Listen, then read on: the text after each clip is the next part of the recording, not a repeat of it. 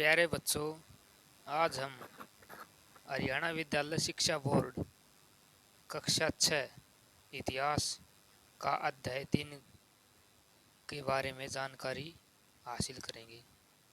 रामायण व महाभारत काल। आओ जाने संक्षिप्त रामायण कथा। रामायण और उसके साहित्य और पुरातात्विक प्रमाण। महाभारत का कथानक, काल और ऐतिहासिकता। महाकाव्य वर्णित सभ्यता और संस्कृति।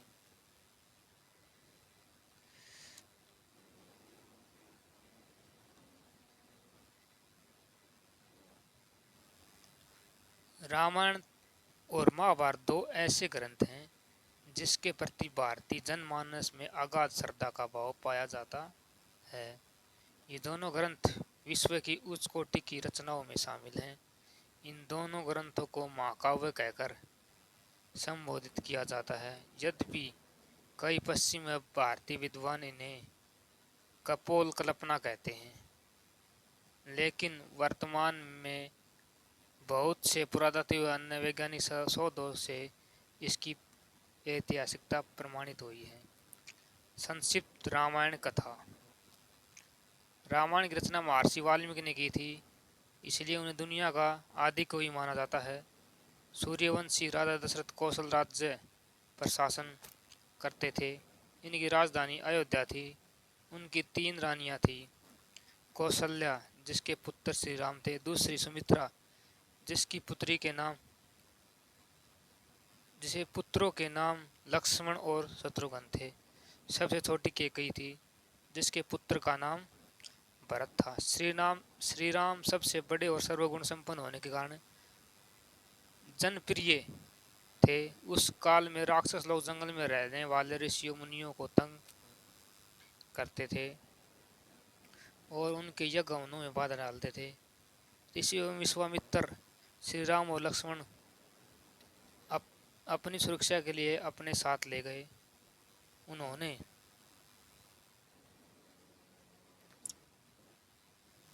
उन्होंने उन उन्होंने उनकी देख रेख में शिक्षा ग्रहण की और ऋषि मुनियों की सुरक्षा प्रदान की। श्री राम का विवाह राजा जनक और सुपुत्री सीता से हुआ। श्री राम का विवाह राजा जनक की पुत्री सीता से हुआ।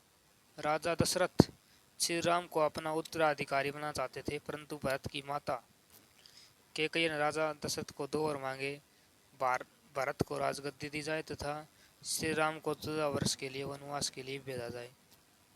राजा दशरथ के लिए स्वीकार करना मुश्किल था, परंतु श्री राम ने उसे सहर्ष स्वीकार किया और उसके साथ उसकी धर्मपरायण पत्नी सीता तथा भाई लक्ष्मण भी चले गए। राजा दशरथ अपने श्रेष्ठ पुत्र श्री राम के वियोग में को सहन नहीं सका और दुख में वह सुरक्षित हार गए। ज्येष्ठ पुत्र, बड़ा पुत्र। राजा दशरथ और रानियों और राजकुमारों सहित काल्पनिक चित्र। आदिकवि महर्षि वाल्मीकि काल्पनिक चित्र।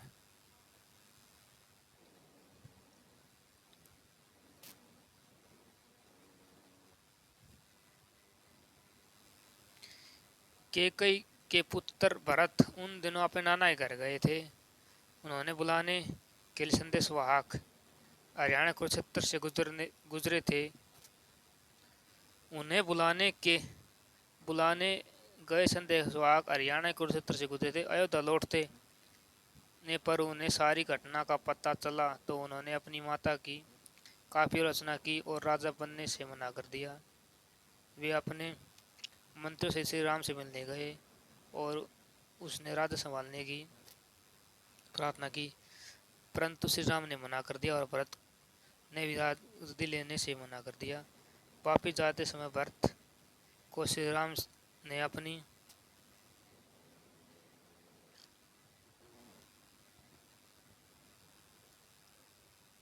पादुकाएं दी और भरत उन पादुकाओं को श्री राम के नाम से राज्य लेकर आए। वनवास काल के दौरान श्रीलंका नरेश रावण सीता को छल कपट से उठा ले गए। श्री राम ने सीता को तलाश शुरू की। इस तरह श्री राम की हनुमान व सुग्रीव से भेंट हुई। हनुमान ने सीता को अशोक वाटिका में खोज निकाला। संधि के सभी प्रयास विफल होने पर श्री राम ने किष्किंधा के राजा सुग्रीव और उसकी सेना की सहायता से श्रीलंका जाने के लिए एक सेतु तैयार किया और रावण को वध करके विभीषण को लेकर लंका राजा घोषित किया। तब वे रावण के पुष्प विमान में सीता और लक्ष्मण सहित अयोध्या लौट आए और अयोध्यावासियों ने श्री राम उनका बड़ी धूमधाम से स्वागत किया।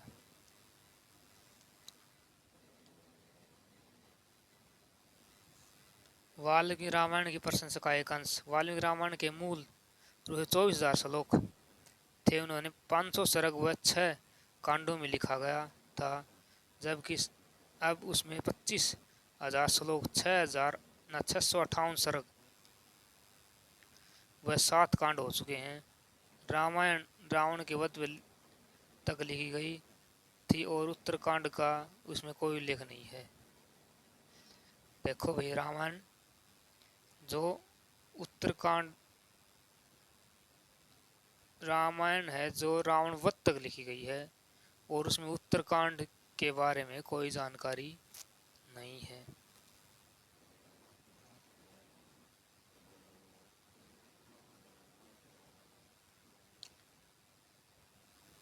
रामायण की ऐतिहासिकता और लिखित प्रमाण। रामायण में वर्णित अनेक घटनाओं का उल्लेख महाभारत, पुराणों, रघुवंश आदि में मिलता है। ऋग्वेद में इक्ष्वाकु वंश का उल्लेख मिलता है। बौद्ध परंपरा में दशरथ जातक नामक जातक कथाएं मिलती हैं जो मर्यादा पुरुषोत्तम श्री राम के से संबंधित हैं। जैन साहित्य विमल सूरी द्वारा रचित पदतृत प्राकृत, रवि सेन आचार्य द्वारा रचित पद पुराण संस्कृत, स्वयंभूकर्थ पदतृत, अभ्रंग भाषा, श्री रामचरित प्रमाण इत्यादि। जैन परंपरा में श्री राम का मूल नाम पद मानते हैं। भारत की अन्य भाषाओं में राम कथा मिलती है। हिंदी में, मराठी में, बंगला में, तमिल में, तेलुगु में और उड़िया में। इसके अनेक विद्वानों और संतों ने भी अपनी रचनाएं का व्याख्या की। इंडोनेशिया की ककबिन रामायण, खेतानी रामायण, जावा में शरतराम, तिब्बती रामायण, इंडो चाइना में रामकीर्ति, बर्मा व थाईलैंड में भी रामायण विभिन्न रूपों में मिली हैं। सबसे महत्वपूर्ण इंडोनेशिया की मानी जाती है। 1949 में डच सरकार ने इंडोनेशिया को जब आज़ादी दी तो उन्होंने न्यूगिनी द्वीप कहा दिया और इंडोनेशिया के लोगों ने न्यूगिनी को लेकर आंदोलन किए और प्रमाण के लिए वाल्मीकि रामायण को किष्किंधा कांड 40.30/11 को प्रस्तुत किया, जिसके अनुसार सुग्रीव ने माता की खोज में पूर्व दिशा में गए वानर दल को संबोधित करते हुए कहा, तुम यत्नशील होकर 7 राज्यों से शोभित जावा, स्वर्णद्वीप, रुपद्वीप को मैं भी ढूंढने का प्रयास करना। वनद्वीप, यमद्वीप को लेकर जाने का एक शिशिर नामक का पर्वत मिलता है जिस पर देवता व दानव निवास करते थे। यह पर्वत उस शिखर से सर्वलोक को स्पर्श करता है।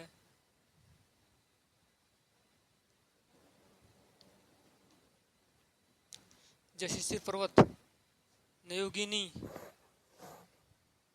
में है। इस प्रमाण को सत्य मानकर डचों ने न्यूगिनी भी इंडोनेशिया को दे दिया। श्रीलंका की संसद में विभीषण का राष्ट्र दिखाया गया है। अशोक वाटिका को एक पर्यटक स्थल बनाया हुआ है। थाईलैंड में राजा को आज भी राम कहा जाता है। जबकि वे बौद्ध धर्म को मानने वाले हैं।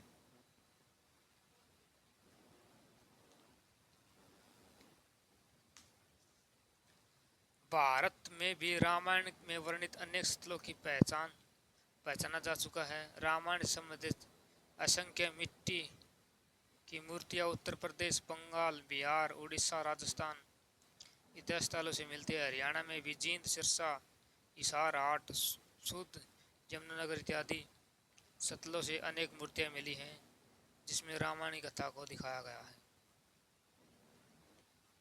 राम सेतु का उपग्रह से लिया गया चित्र। राम सीता जटायु नचार खेड़ा हिसार से प्राप्त मिट्टी की मूर्ति। गुरुमुखी लिपि में गुरुमुखी में राम लिखा चांदी का सिक्का। अकबर दादारी के सोने के सिक्के। श्री राम संबंधित अनेक त्योहार जैसे रामनवमी, रावण पर विजय का प्रतीक विजयदशमी काफी उल्लास से मनाया जाता है। रामलीला सदियों से भारत में हर एक प्रदेश में दिखाई जाती है। नासा अमेरिका एजेंसियों ने सिद्ध कर दिया कि भारत और लंका को जोड़ने वाला पुल मानव निर्मित है, जिसे श्री राम द्वारा निर्मित माना जाता है और इसका समय 7000 ईसा पूर्व के लगभग है। अब बच्चों हम महाभारत के बारे में जानकारी प्राप्त करें। महाभारत के रचयिता वेद व्यास हैं। आधुनिक महाभारत से पहले हमें इस महाकाव्य के अन्य रूप भी मिलते हैं। जय ग्रंथ में कौरव और पांडवों के युद्ध का मूल कथानक है। इसके मूल में केवल 8800 श्लोक थे। जब ग्रंथ में भारत वंश के इतिहास का अंश जोड़ने के लिए यह भारत ग्रंथ बना, जिसकी वजह से इसमें श्लोकों की संख्या 24,000 हो गई। भारत ग्रंथ में अनेक नीतिपरक अंश का आख्यान को जोड़ने का पर्याय महाभारत ग्रंथ बना। इसमें 1 लाख के लगभग श्लोक हैं। इस प्रकार महाभारत का वर्तमान रूप अपने में अनेक शताब्दियों के विकास को संजोए हुए है।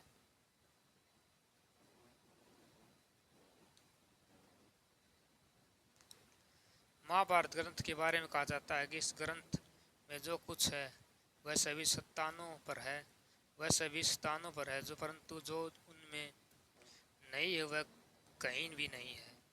इसे हिंदू धर्म की विश्वकोश भी कहा जाता है। इसमें पंचम वेद भी कहा जाता है। इसमें धर्मशास्त्र, अर्थशास्त्र, कामशास्त्र, नीति शास्त्र और मोक्ष शास्त्र भी माना जाता है। अध्ययन दृष्टि से यह अनुपम ग्रंथ है। इसमें भगवद गीता, अनुगीता, पराशर गीता, मोक्ष धर्म आदि का महत्वपूर्ण अंश संकलित है। नीति और लोक शिक्षा संबंधित संजय नीति, विदुर नीति, विषम नीति आदि का समावेश है। शांति पर्व में राज धर्म, आप धर्म और मोक्ष धर्म का विवरण है। मूल कथा कौरव और पांडवों के बीच युद्ध का है, परंतु इसके अतिरिक्त अनेक ऐतिहासिक कथाओं का भी उल्लेख मिलता है। श्री भगवद गीता उपदेश काल्पनिक चित्र।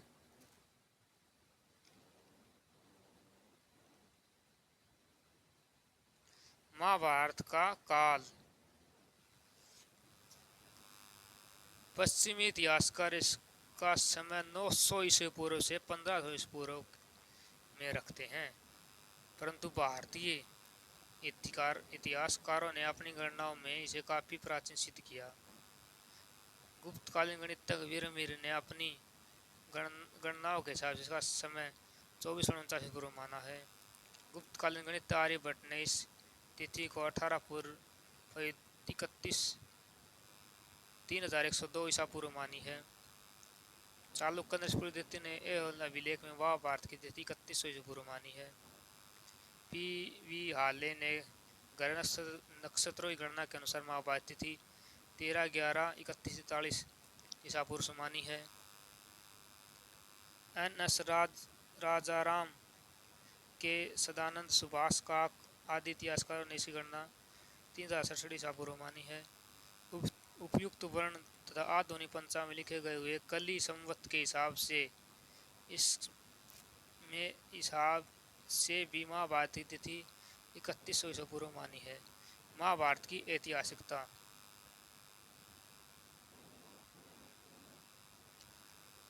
महाभारत में वर्णित स्थलों को पहचान लगभग हो चुकी है। यह कुरुक्षेत्र में हुआ जो आधुनिक कुरुक्षेत्र ही है, क्योंकि इसकी दूसरी सतलुज और यमुना के मध्य बताई गई है। क्योंकि इसकी दूरी सतलुज और यमुना के मध्य बताई गई है। दिल्ली के पुराने किले में भी महाभारत संबंधित अवशेष मिले हैं। गुजरात और अरब सागर में कृष्ण की द्वारका नगरी भी ढूंढी जा चुकी है। बरवाना में लाक्षागृह ग्रह के अवशेष मिले हैं। सनौली खुदाई महाभारत की पुष्टि की सहायता मिलती है। अरब सागर में मिली द्वारा नगरी के अवशेष।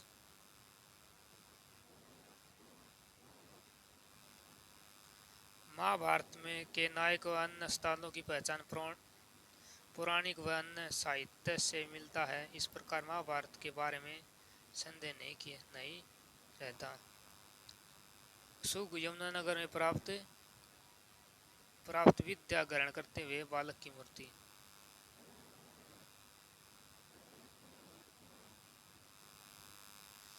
महाकाव्य में वर्णित सभ्यता और संस्कृति। महाकाव्य में वर्णित सभ्यता को किसी काल विशेष से नहीं बांधा जा सकता, क्योंकि इसमें वर्तमान रूप में कई बार बदले गए। फिर भी हम उस काल का अनुमान लगा सकते हैं जब ये घटनाएं घटी हुई थी, और इस प्रकार है। आर्यों का प्रसार। रामायण में आर्यों ने विंध्याचल पर्वत श्रृंखला को पार कर लिया था, और महाभारत में भी तो दक्षिण के राजाओं ने युद्ध में भाग लिया था। महाभारत में भीष्म पर्व में विश्व और भारत के भूगोल का वर्णन मिलता है। राजा की उत्पत्ति। महाभारत के शांति पूर्व में लिखा है कि प्रारंभ में न राज्य था और न राजा, न दंड था और न ही दंड देने वाला। मैं धर्म से ही एक दूसरी रक्षा की जाती थी, परंतु नैतिक पतन होने के बाद समाज में अराजकता स्थिति पैदा हो गई और राजा की आवश्यकता बनी। एक समझौता हुआ जिसमें प्रजा ने राजा को कर देना स्वीकार किया और राजा ने प्रजा की रक्षा का वचन दिया।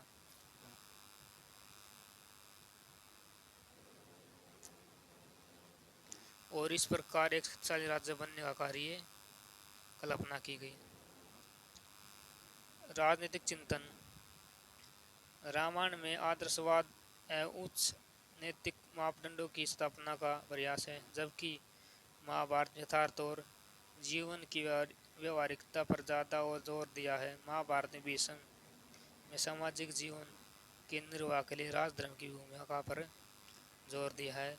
उनके अनुसार जब सब लोगों की परम गति राजधर्म है। राजधर्म सब धर्मों से श्रेष्ठ है। यदि यह लुप्त हो जाता है तो सभी वर्ण और आश्रम के धर्म समाप्त हो जाते हैं। राजा के मुख्य कर्तव्य। निरंकुश होते हुए राजा को प्रमुख कर्तव्य प्रजा पालन और प्रजा की रक्षा करना होता है। राजा से अपेक्षा की जाति की प्रजा से ऐसा ही व्यवहार है जैसे घर में पिता पुत्रों के साथ करता है। शांति पूर्व में लिखा है कि राजा दुर्लभ अत्याचार न करे, क्योंकि दुर्लभ की हाय राजा को समाप्त कर देती है। धर्म का उल्लंघन।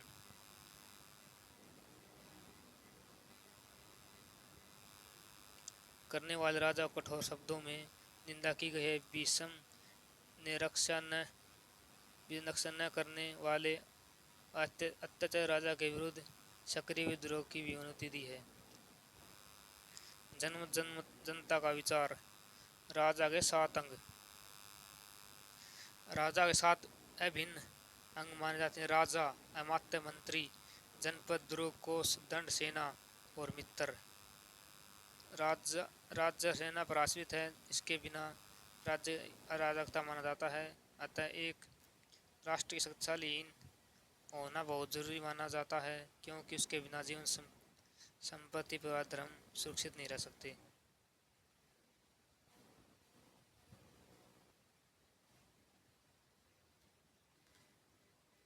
जनमत की शक्ति। राजा का पद वंशानुगत होता था, परंतु उत्तराधिकार के मामले में कई बार जनमत की शक्ति का भी उल्लेख मिलता है। जैसे राजा प्रतीक ने अपने पुत्र देवापी को राजा बनाना चाहा, परंतु चाह तो जनता ने विरोध करने उसे रुकवा दिया। रामायण तथा महाभारत से चलता है कि राज्य अभिषेक के समय समाज के सभी वर्गों का आमंत्रित किया जाता है। नारी की स्थिति महाकाव्य काल में स्थिति स्त्रियों ने मान सम्मान में कुछ कमी आ गई, परंतु फिर भी समाज में उसको सम्मान प्राप्त था। महाभारत में आदि पर्व में पत्नी को मनुष्य के आधा अंग माना गया। वह सुखी है, वह ही धर्म अर्थ काम का मूल है। महाभारत के अनेक स्त्री पात्रों में संभाषण योग्य नारी को विद्वत्ता और तेजस्वी का बोध कराता है। विवाह को भी एक पवित्र बंधन माना गया। सामान्य नारी के लिए एक पति का ही विधान था। पवित्रता स्त्री की बड़ी प्रशंसा की गई है।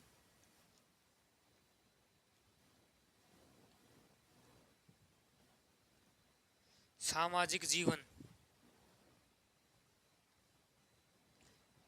रामायण की भांति महाभारत के सभी चारों वर्णों की उत्पत्ति ब्रा से विभिन्न अंगों से मानी जाती है। ब्राह्मणों की श्रेष्ठता के अनेक प्रमाण मिले हैं, परंतु अब क्षत्रियों की प्रधानता हो गई। महाभारत में स्वाध्याय तप से रहित और वर्ण विरुद्ध कार्य करने वाले ब्राह्मण को शूद्र से अधिक निंदनीय माना गया है। वर्ण व्यवस्था के आधार पर जन्म के बदले कर्म को बताया गया है। सर्वराज के प्रश्न के उत्तर में युधिष्ठिर कहते हैं, शूद्र के गुण यदि ब्राह्मण में होंगे तो मैं उसे शूद्र कहूँगा, ब्राह्मण गुण शूद्र में होंगे तो मैं उसे शूद्र को ब्राह्मण कहूँगा। अनुशासन पर्व 143/46.17 में उमा महेश्वर संवाद में कहा कि चित्र दयालु अतिथि प्राण है, निरहंकार ग्रस्त, वह नीच जाति में जन्म लेने वाले पर विधि वज्य लाभ प्राप्त करता है, और जो ब्राह्मण होकर भी चरित्रहीन सर्वभक्षी और निंदिक कर्म करता है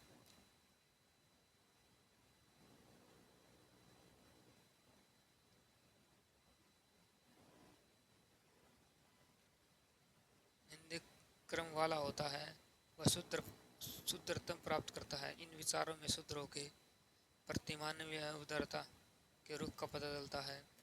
विदुर काव्य में मतंग जैसे जन्मसात शूद्र का अच्छे उच्चारण के कार्य सम्मान पूर्वक स्थान प्राप्त किया। उस काल में विदेशी जातियां यवन, किरात, गंधर, साबर, सख, तुषर, पल्लव, पुलिंद, कंबोज व अन्य जातियां वर्ण व्यवस्था में शामिल किया गया है। आर्थिक जीवन कृषि, शिल्प और वाणिज्य के अतिरिक्त धन कमाने को श्रेष्ठ साधन और कोई नहीं होता। महाभारत में सभा में पूर्व के अनुसार किसानों को संतुष्ट रखना, कृषि के लिए जलाशय खुदवाना, दलित किसानों को बीज आदि का दान करना और राजकोष में कृषकों को अनुग्रह देना राजा प्रमुख कर्तव्य है। पशुपालन मुख्य व्यवसाय था और महाभारत में पशुओं की चिकित्सा विद्या का उल्लेख मिलता है।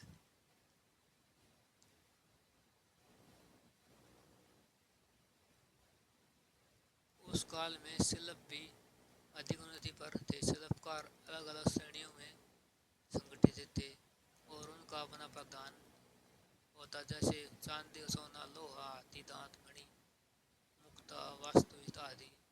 विदेशी व्यापारियों को आय व्यय का ध्यान रखकर राजा द्वारा कर लगाए जाते थे। जल और स्थल दोनों मार्गों पर व्यापार होता था और व्यापारी अधिक लाभ कमाते थे। इस काल में व्यापार बढ़ने से अनेक नए नगरों की स्थापना हो गई, जैसे हस्तिनापुर, मथुरा, इंद्रप्रस्थ आदि। ये सभी नगर सड़कों और नहरों से जुड़े हुए थे और व्यापारी केंद्र बनते जा रहे थे। धार्मिक जीवन महाकाव्य का उद्देश्य अधर्म पर धर्म की विजय स्थापित करना था। जहाँ धर्म है वही विजय है। रावण पर श्री राम की विजय इस कथन को प्रमाणित करता है। महाभारत में कौरव वंश अधर्म के कारण नष्ट हुए और अतः धर्म की स्थापना ही महाकाव्यों का मूल व्याख्या कहा जाता है। महाभारत में अनेक संप्रदायों का उल्लेख मिलता है। इस काल में भागवत एक महत्वपूर्ण संप्रदाय था, जिसमें भगवान श्री कृष्ण को विष्णु का नारायण का अवतार माना गया। दूसरा संप्रदाय पशुपात था, जो शिव को सर्वोच्च देवता मानता था, और सौर संप्रदाय में सूर्य देवता की भक्ति का उल्लेख मिलता है।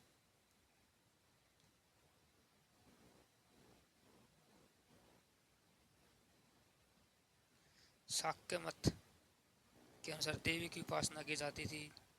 ब्रह्मा विष्णु महेश त्रिदेव के विचारों का भी उल्लेख विकास मिलता है। महाभारत में अनेक ऐसे देवी देवताओं का उल्लेख मिलता है। यज्ञ कर्म कांडों की प्रधानता इस काल में बढ़ रही थी, परंतु पशु हिंसा के स्थान पर तिल जो आदि पर जोर दिया गया। कई स्थलों पर अहिंसा को परम धर्म बताया। इस काल में अंधविश्वास भी काफी बढ़ गया था, और लोग शत्रुओं को नष्ट करने और बीमारियों को दूर करने के जादू टोना का आश्रय लेने लगे। इस काल में सर्प पूजा की प्रचलन आ गई थी। पशुपत शिव का स्रोत से मानते थे। माइंड मैप, आओ तुलना करें। ग्रंथ महर्षि वाल्मीकि, महर्षि भाषा संस्कृत रचयिता महर्षि वाल्मीकि। श्लोक संख्या 24,000, भाग 6 सर्ग। प्रमुख विषय नैतिकता, आदर्श, प्रशासन, राजनीति, मनोविज्ञान, भूगोल। महाभारत की महर्षि वेदव्यास ने ये रामायण की रचना के प्रमुखों थे। भाषा संस्कृति में लिखी गई थी। 24,000 श्लोक थे, इसमें 1 लाख श्लोक, 6 सर्ग, इसमें 18 पर्व थे। नीति शास्त्र, धर्मशास्त्र, अर्थशास्त्र, कामशास्त्र, मोक्ष शास्त्र।